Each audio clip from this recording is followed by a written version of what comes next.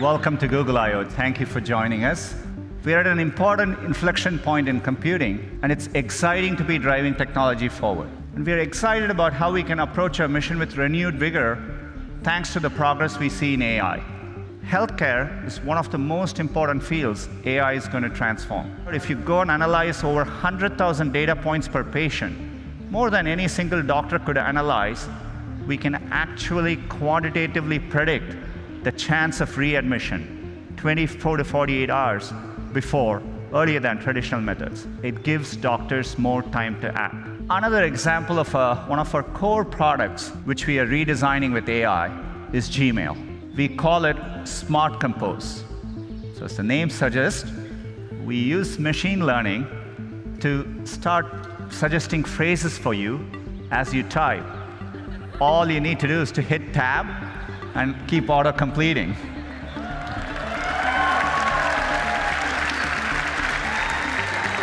We are rolling out Smart Compose to all our users this month and hope you enjoy using it as well. So we are bringing a new feature called Suggested Actions. Say, for example, you went to a wedding and you're looking through those pictures. We understand your friend Lisa is in the picture, and we offer to share the 3 photos with Lisa, and with one click, those photos can be sent to her. By the way, AI can also deliver unexpected moments. So for example, if you have this cute picture of your kid, we can make it better. We can drop the background color, pop the color, and make the kid even cuter. Or if you happen to have a very special memory, something in black and white, maybe of your mother and grandmother, we can recreate that moment in color and make that moment even more real and special. All these features are going to be rolling out to Google Photos users in the next couple of months. And today, I'm excited to announce our next generation, TPU 3.0. These chips are so powerful that for the first time, we've had to introduce liquid cooling in our data centers. So we've worked hard with WaveNet, and we are adding, as of today, 6 new voices to the Google Assistant. Let's have them say hello. Good morning, everyone. I'm your Google Assistant. Welcome to Shoreline Amphitheater. We hope you'll enjoy Google I/O. Back to you, Sundar. Let's be honest, it gets a little annoying to say, "Hey Google," every time I want to get my assistant's attention. Now you won't have to say, "Hey Google," every time. We call this continued conversation, and it's been a top feature request. Are kids learning to be bossy and demanding when they can just say, "Hey Google," to ask for anything they need? Now, we've been consulting with families and child development experts, and we plan to offer Pretty Please as an option for families later this year. Let's say you want to ask Google to make you a haircut appointment on Tuesday between 10 and noon. What happens is the Google Assistant makes the call seamlessly in the background for you. So how can I help you? Hi, I'm calling to book a women's haircut for a client. I'm looking for something on May 3rd. Sure, give me 1 second.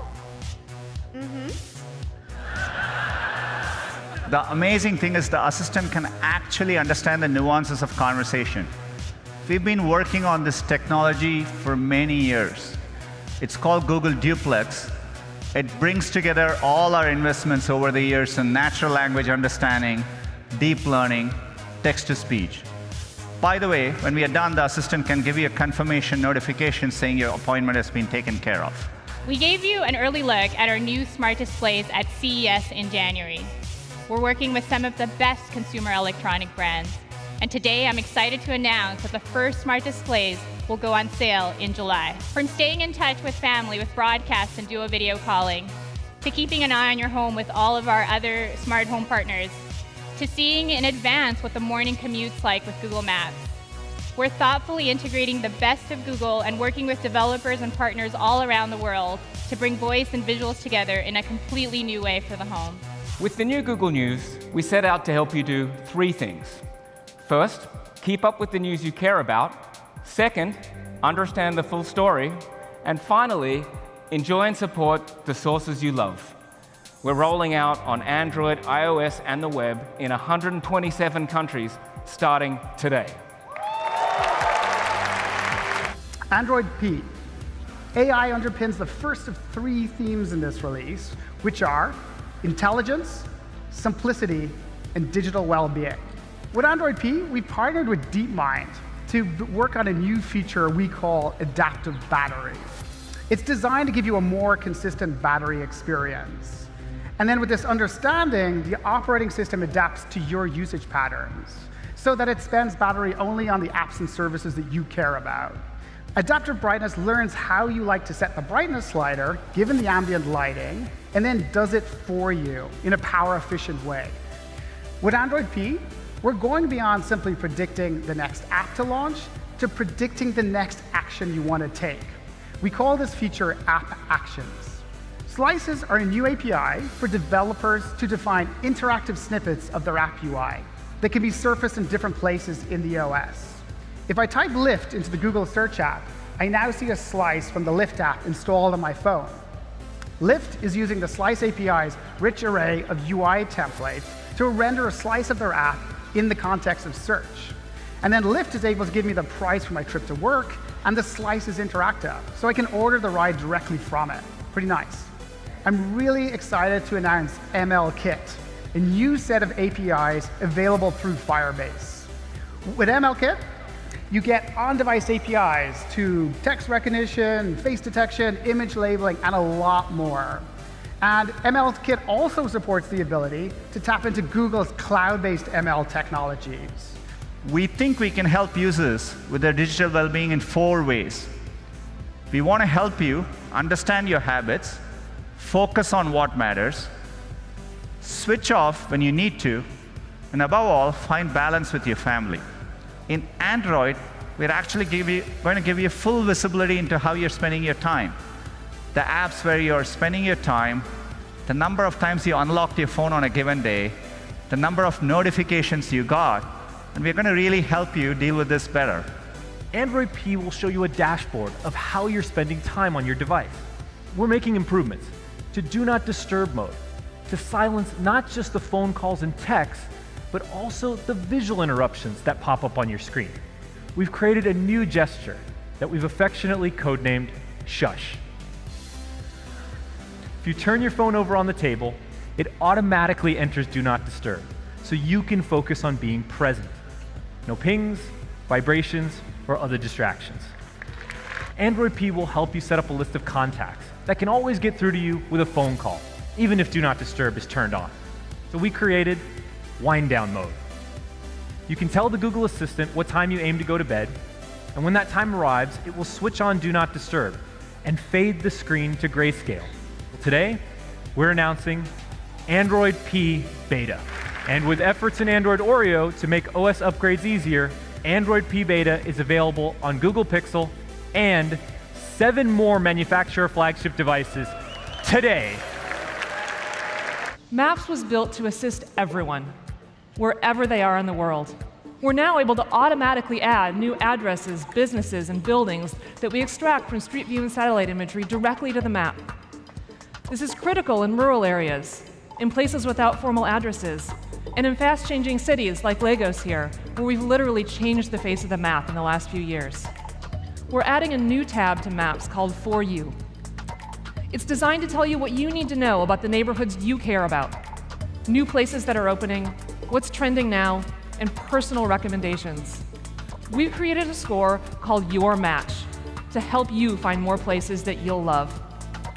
Your Match uses machine learning to combine what Google knows about hundreds of millions of places with the information that I've added.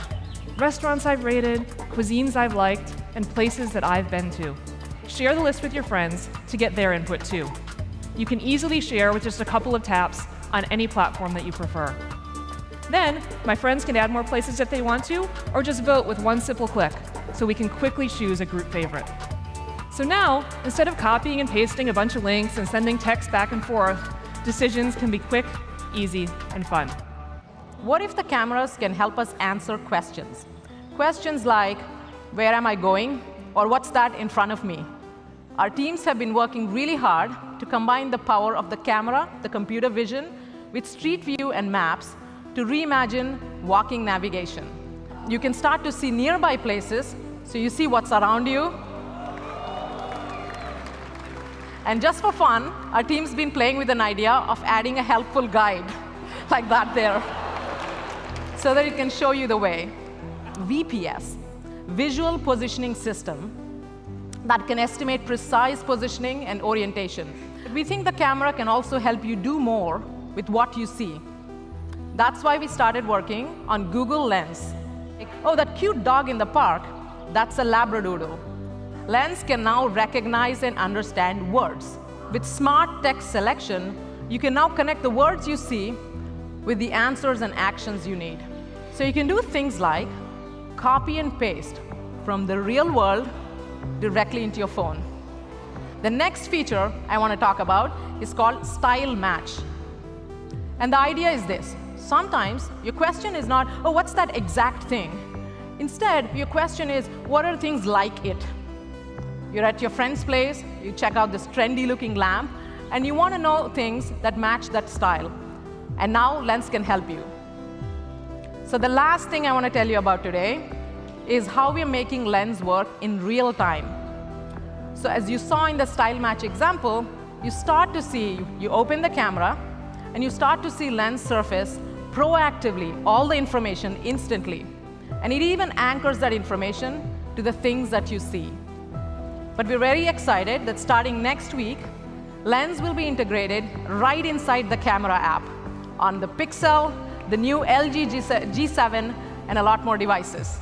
Today, Waymo is the only company in the world with a fleet of fully self-driving cars with no one in the driver's seat on public roads. Phoenix will be the first stop for Waymo's driverless transportation service, which is launching later this year. Soon, everyone will be able to call Waymo using our app, and a fully self-driving car will pull up with no one in the driver's seat to whisk them away to their destination.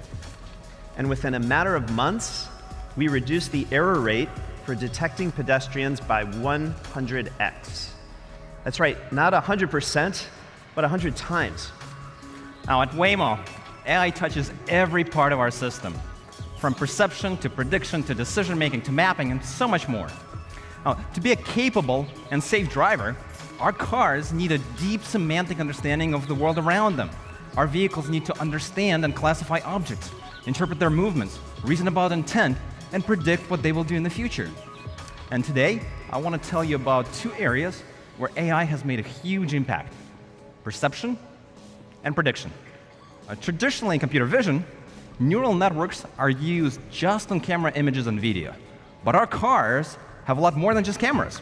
We also have lasers to measure distance and shapes of objects, and radars to measure their speed.